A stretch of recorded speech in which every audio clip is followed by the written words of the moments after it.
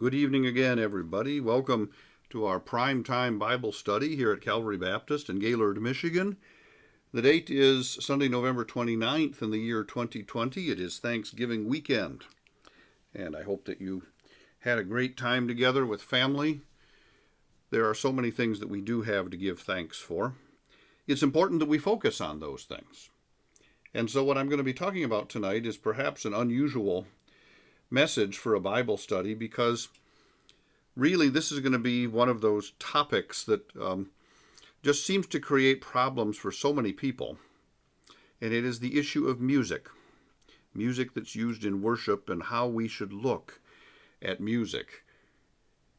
Recently, in these Sunday night podcasts, since we completed the study of Exodus, I talked about the kinds of things that can create real problems in churches. And most of the time when churches have great dissension, it's over one of three things.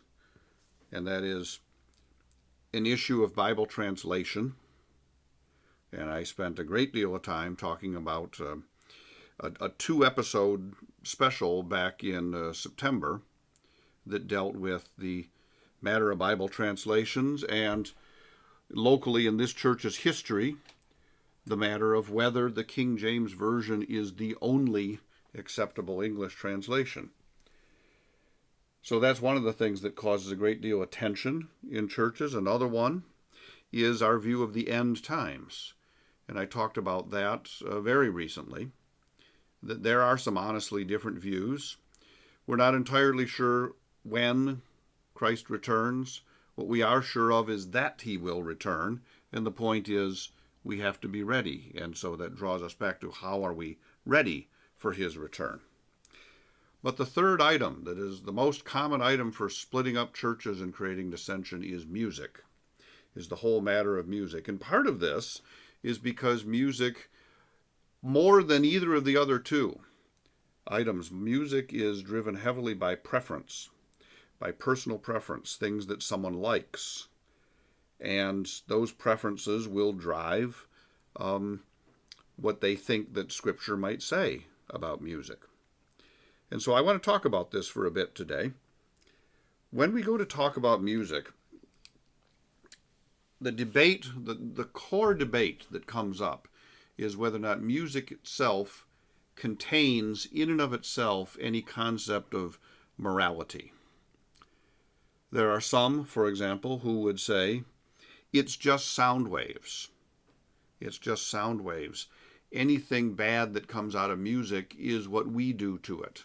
And they would use the example of the old argument that you hear in the whole matter of the Second Amendment constitutional rights debate, the right to keep and bear arms. They will use this argument. We all know it. Guns don't kill people, people kill people. And of course, it's a true statement. And when you apply that principle to music, you begin to ask yourself, okay, so are these just sound waves? And any problems that these things create are by the association we give them.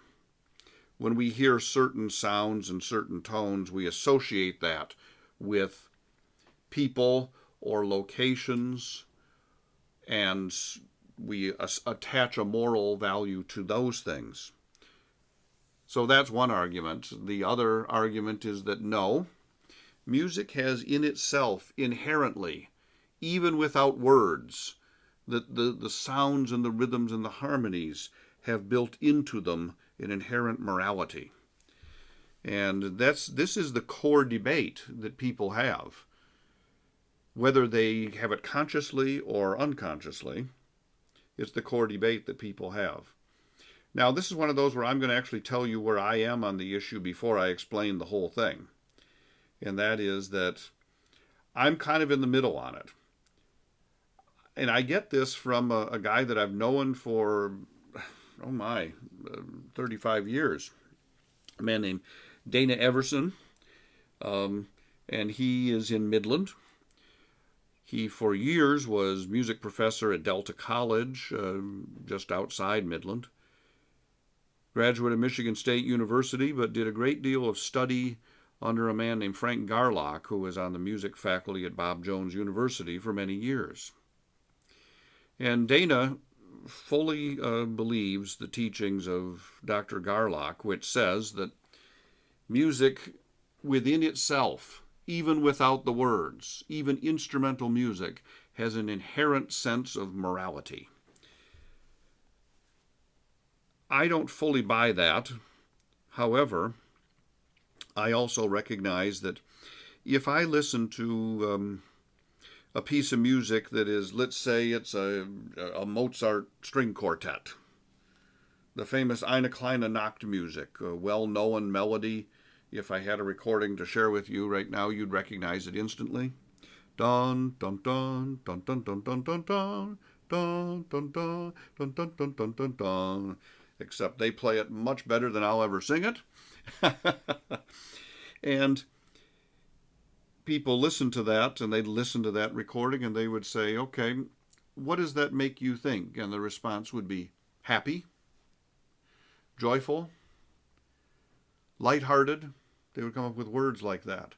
And the question is, are those emotions just simply the way we respond to them because we've been conditioned to respond to them? Or are those inherent, intrinsic aspects that the music itself contains? Is it the music or is it us? And if you take that and then you look at it in a different setting,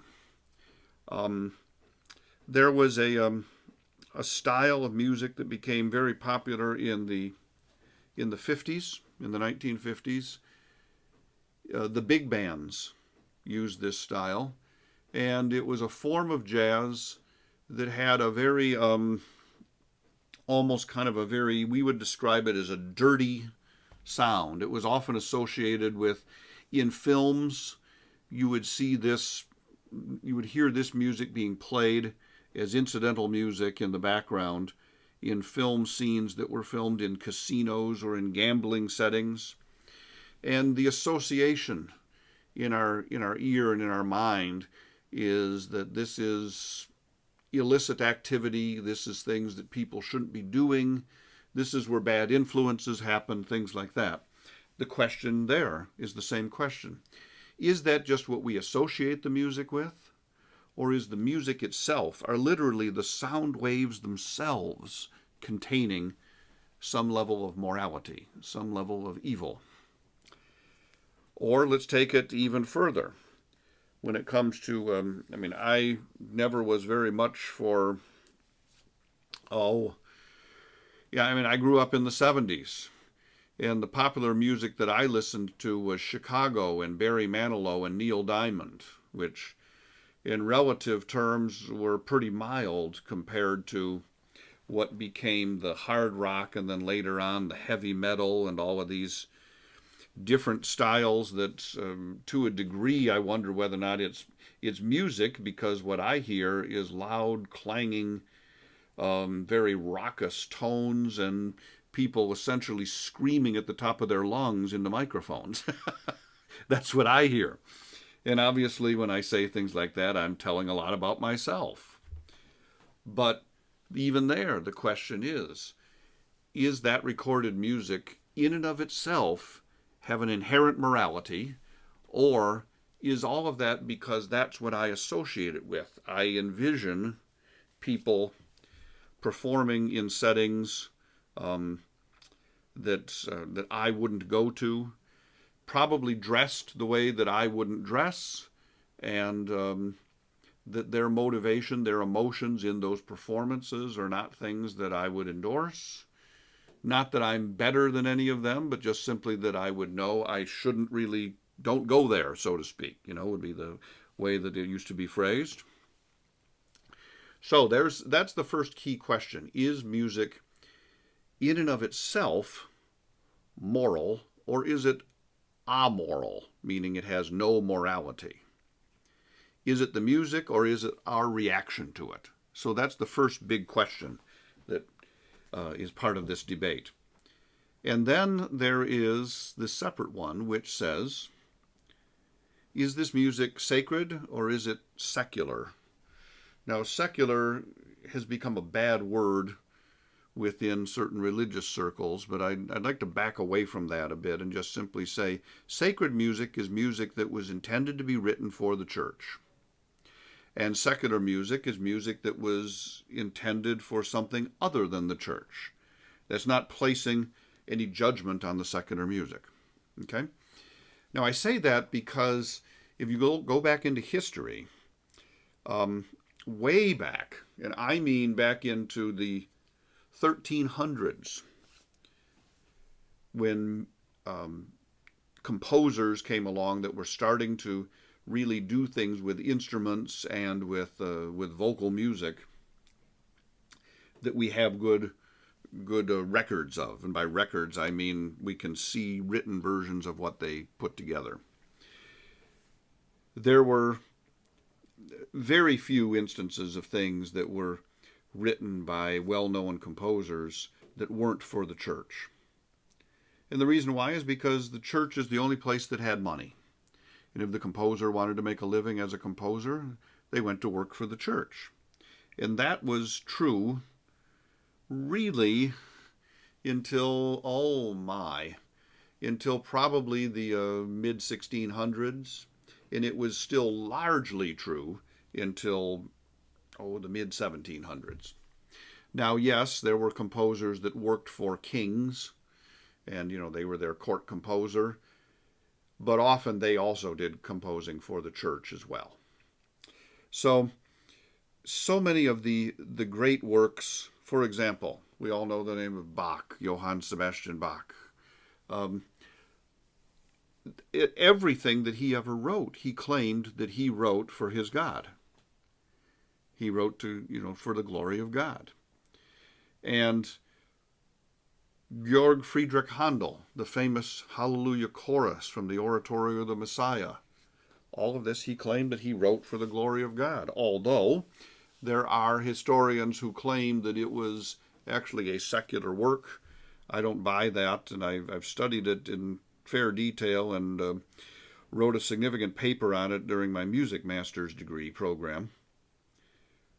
And I do believe that the Oratorio of the Messiah was a sacred work. It was written for the church.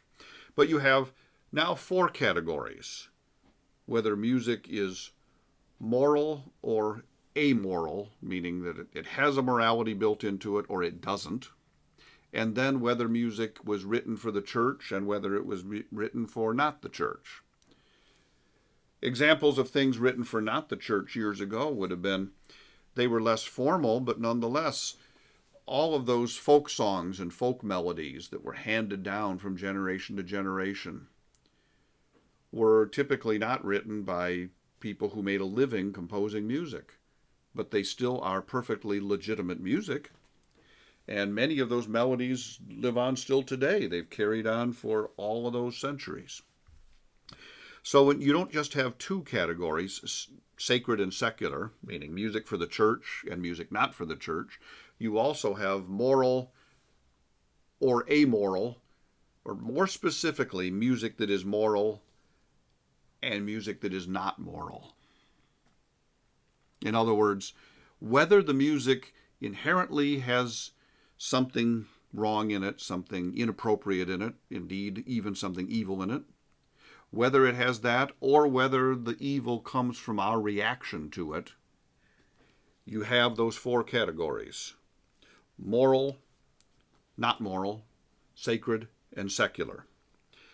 The strange thing is that you can have, for example, music that was written that had nothing to do with the church, nothing to do with being music to praise God. In other words, it is secular music, and yet there is nothing wrong with it. There's nothing inappropriate. You certainly have that. And it might seem strange, but we have many cases, I think, of music that was written for the church. It was written for worship of one form or another. But you can look at it and say to yourself, I'm just not really sure that the message of these words is correct or accurate, and there's something about the style that just seems inappropriate for worship. And that's where you get into the center of this debate. And the debate comes largely from what we call the worship wars. And the worship wars were something that pretty much were a thing of the 80s and the 90s, but they still exist. And they were from churches that, in order to attract people, to get them to come to church, the old saying, you can't preach to them unless you can get them into the building. Obviously, that saying is no longer true. With technology, we have ways to preach to the people without them coming into the building. Instead of them coming to us, we go to them. And while that's an important tool, it should never take the place of the gathering together. But that being as it may, let's talk about this whole matter of musical styles in worship. When churches in the 80s and 90s started to want to use music that was similar to, or even very similar to, popular music styles, and use Christian words to them, you ended up with this debate, with this tension. First of all, you had the tradition argument. And that would have been heavily true in the churches that are liturgical, like the Roman Catholic Church, and to a large degree Lutheran churches and Presbyterian churches, to some degree Methodist churches. They are liturgical churches, the Episcopal churches also. Their music is a very specific liturgy. It often has a lot of music in it that sounds very much like the old Gregorian chant style music, perhaps a little bit more modern and a little more varied, but you can hear that chant melody basis in there. And so you have that tradition. Then you also have the tradition that we come from, traditional hymns. And then you had the third style come around, and that was using popular music styles of country and western, styles of what we would call popular music, some of which is essentially rock music, and some of which I wouldn't necessarily go there. I kind of separate rock music from popular music. To me, rock music is one that has a raucousness to it. There's usually a lot of very loud, raucous, distorted tones, heavy emphasis on rhythm, on the beat, on the vocal quality is very harsh.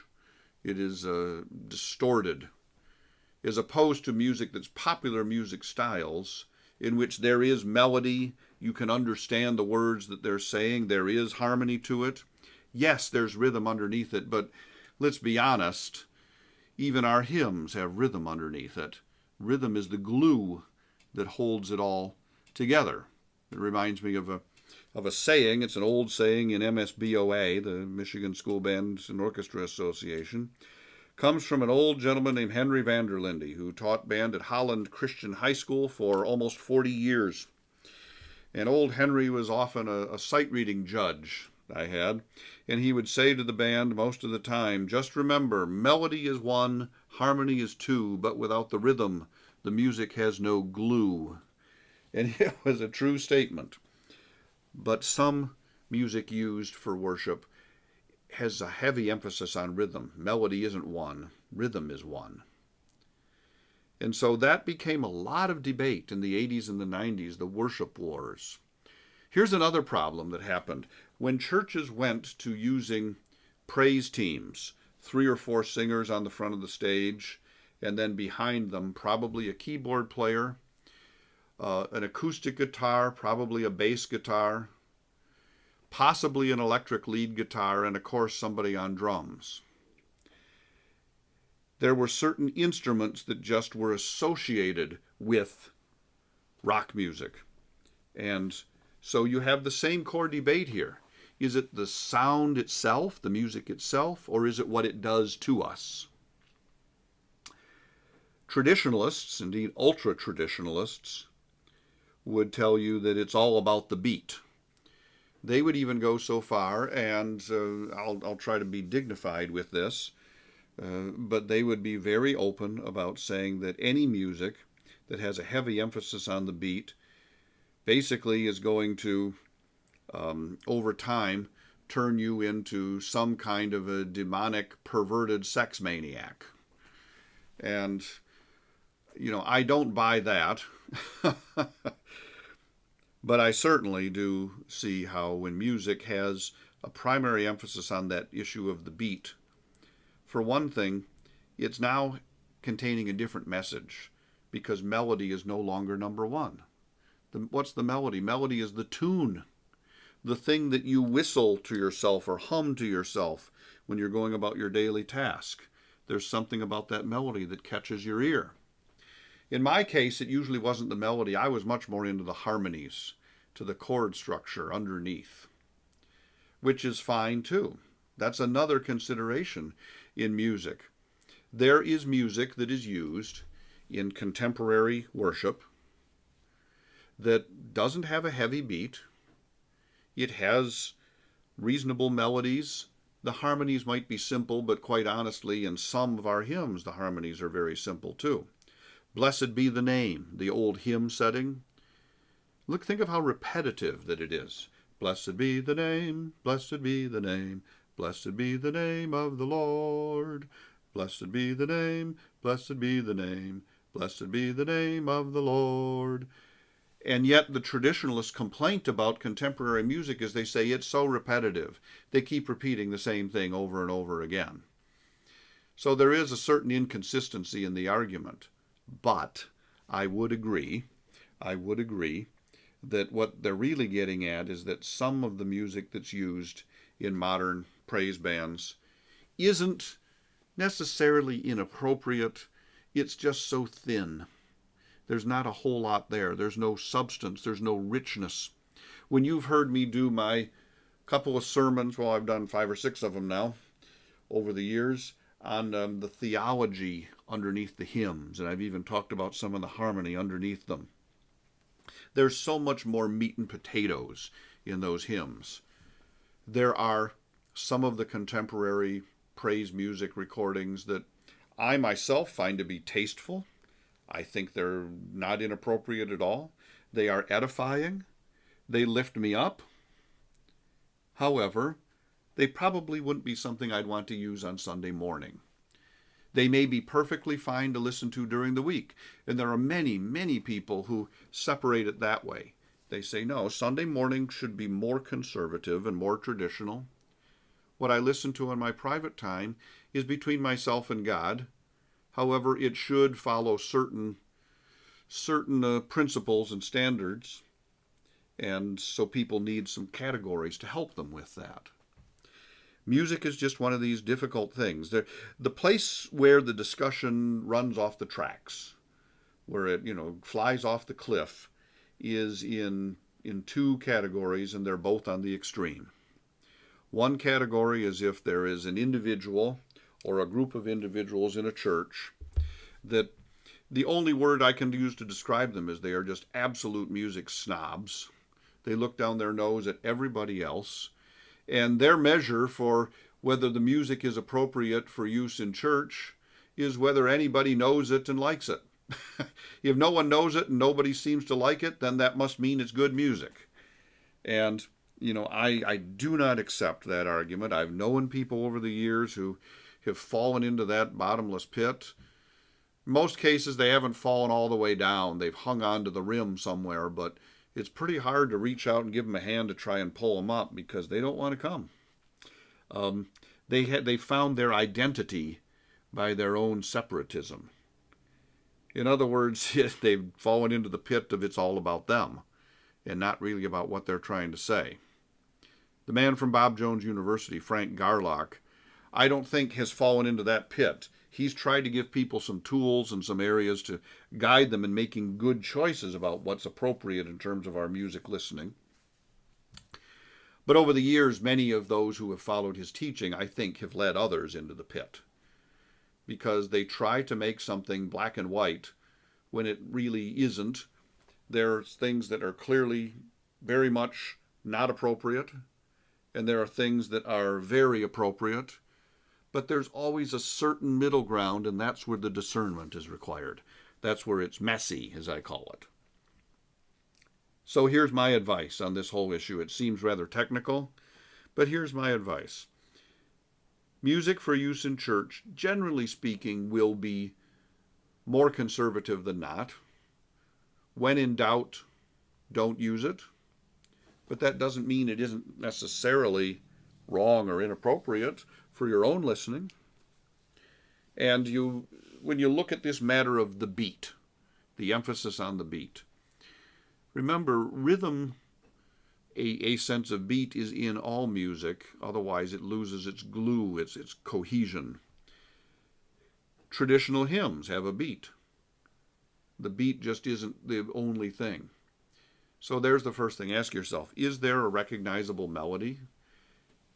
Do the tone qualities used in the voices or recordings, do they seem to be reasonably acceptable tone qualities? Do they blend? Is there some level of musical expression as opposed to something that seems like it's just all about the beat? The tone qualities are raucous and distorted. The vocal sound quality sounds more like shouting and screaming than actual singing. So those are some guidelines. Where you end up with something where it's not necessarily wrong, but it's just not a preference. I'm always joking, trying to be lighthearted about the fact that I do not care for country and Western music for the most part. But it's somewhat by association. So much of that country and Western music, at least historically, had the general impression that said, my dog died, my wife left me, my liver's failing me, my heart's given me trouble, and my only hope is the bottle. And that just always was my impression of country music. It doesn't speak to me. Now, I know it's too broad of a brush. There's plenty of people who love country music, and it isn't all that way.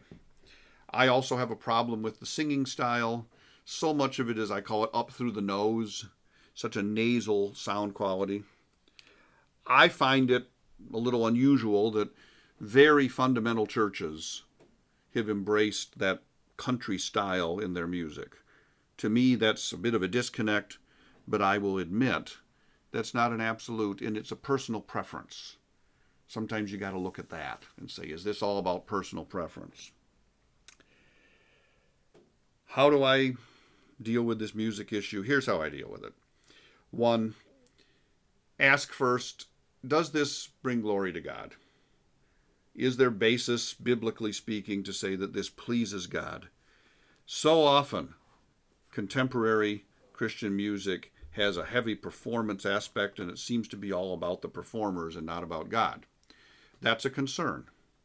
Now, that could happen easily in very liturgical music. I've known of situations in which a church with a large choir and orchestra, and it just seemed like an awful lot of it was about them or about the director of that program.